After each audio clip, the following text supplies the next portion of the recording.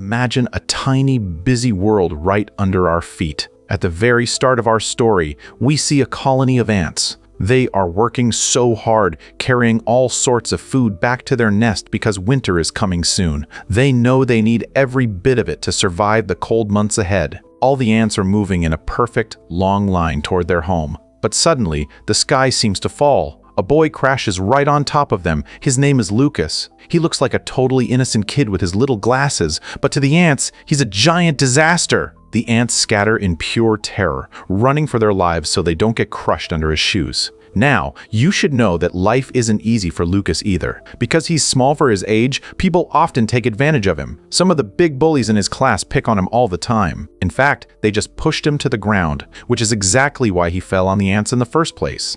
The bullies laugh and leave, but Lucas is left sitting there, bubbling with anger. He isn't brave enough to stand up to those older boys, so he decides to take his frustrations out on someone even smaller than him, the ants. He thinks he can boss them around just because he's bigger. He wants to feel powerful, like he's the boss, so he grabs his water gun and starts blasting the colony. The poor ants are so confused, running in every direction to escape the flood. Among the chaos, a brave female ant actually tries to speak to him. She cries out, asking why he's attacking them when they've done nothing wrong, but Lucas doesn't understand her tiny language. He just keeps destroying their home. Just as he's about to step on them and finish the job, his mom calls him inside. Inside, things get worse for Lucas. His parents tell him they are going on vacation and leaving him behind. Lucas is upset and lonely, and he starts an argument with his mother. While Lucas is sulking, the scene shifts deep inside the ant nest. We meet an ant couple who are talking seriously. The husband is actually a wizard ant, and he's been working on a secret plan.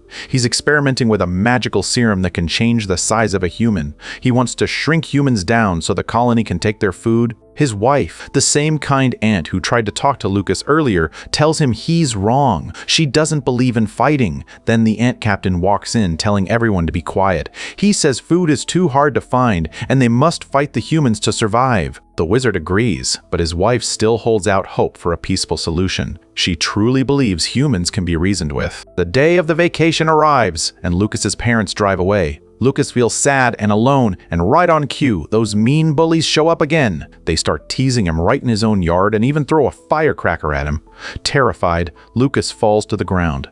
When he sees some ants crawling on his hand, he snaps. Filled with rage, he grabs a garden hose to take revenge. The water floods the nest, and it's a total nightmare. Many ants drown in the dark tunnels. The ant couple and the captain manage to crawl out, and they finally had enough. They decide Lucas needs to be taught a lesson he will never forget. That night, while Lucas is fast asleep, the ants sneak into his room. They take their finished serum and pour it right into his ear. When Lucas wakes up, his whole world has changed. He has shrunk to the size of an ant. His bedroom looks like a giant, terrifying desert. Everything is massive and scary. Before he can even process what happened, the ants grab him and carry him away to their world. Just then, his grandmother walks into the room. She senses something is wrong. She looks around with a flashlight and a magnifying glass until she spots a tiny figure on the floor. When she realizes it's her grandson, the shock is too much. She faints right there on the spot. Lucas is taken deep into the heart of the colony.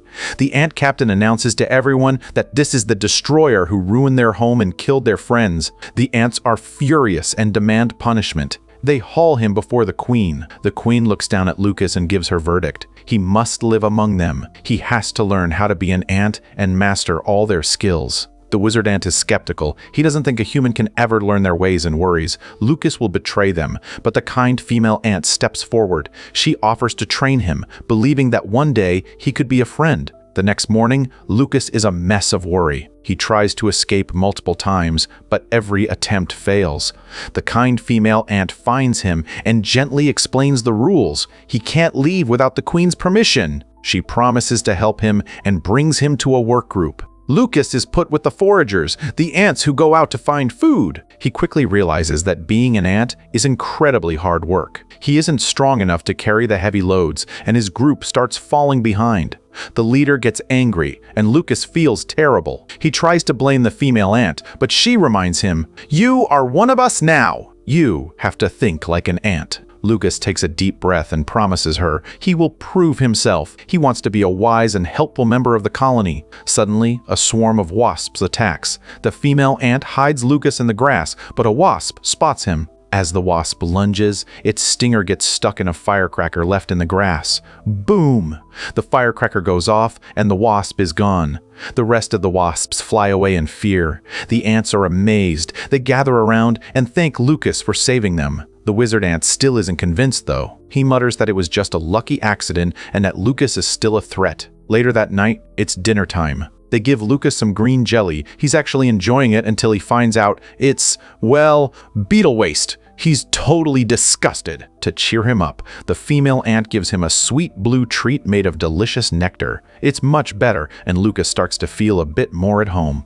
The ants show Lucas more of their world, including pictures of their greatest enemy, the exterminator. Lucas recognizes the man immediately. He realizes he has to do something to stop him. Lucas tells the ants there is way better food at his house. Jelly beans. His plan is to lead them there so he can also find a way to warn the man to leave the ants alone. The ants agree to the mission. Back at the house, Lucas sees his old life from a new perspective. They start gathering jelly beans, but it's dangerous. Lucas's sister almost steps on an ant, but Grandma stops her, telling her to leave them be. Grandma even yells into the sink drain, calling out for her lost grandson before her false teeth accidentally fall into the sink. As night falls, the wizard ant drops a bombshell. Lucas might be stuck at this size forever. Feeling down, Lucas sits by a puddle, but things go from bad to worse when a giant frog gulps him down. The ant couple sees it happen. The female ant begs the wizard to help. In a moment of true bravery, the wizard ant lets the frog swallow him too. Inside the frog's stomach, he finds Lucas and uses a special potion to make the frog vomit.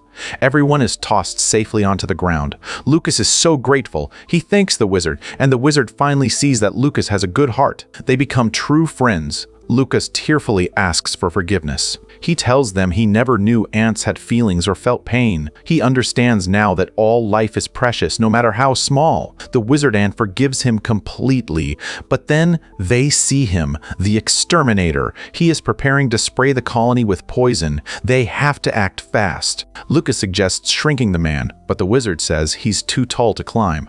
Lucas gets a brilliant idea. They need the wasps. He goes to the wasps and explains that they only fought before in self-defense.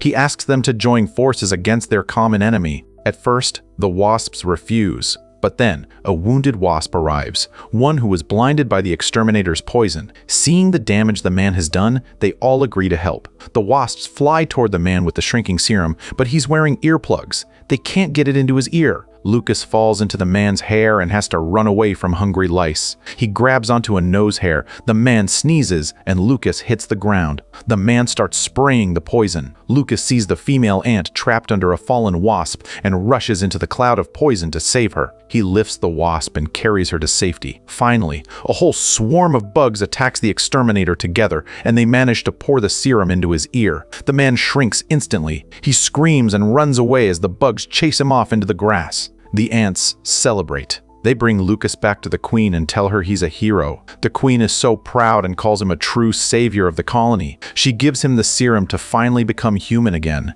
The ants tell him they will miss him and ask him to come back and visit and to bring plenty of jelly beans. Lucas grows back to his normal size just as his parents return. He gives his mom a huge, appreciative hug. When the bullies show up again to pick on him, Lucas doesn't get angry. He remembers the wisdom of the ants. He tells the bullies that fighting is pointless and invites them to play instead. Surprised by his kindness, they all become friends. Lucas doesn't forget his tiny friends either. He leaves a pile of jelly beans out for the ants. They are thrilled with their favorite treat, waving goodbye to him from the grass. Lucas goes back to playing, knowing that even the smallest creatures deserve respect. The movie ends there. Thanks for listening to this story.